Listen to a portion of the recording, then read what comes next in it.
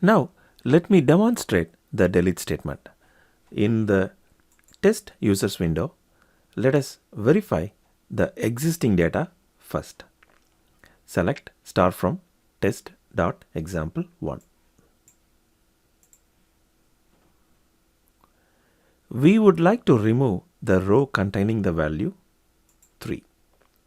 So let us do delete from test.example1 where id equals to 3.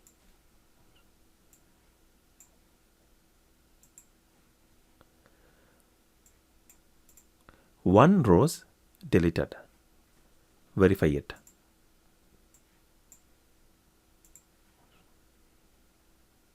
We see only 3 rows and the row containing value 3 has been removed.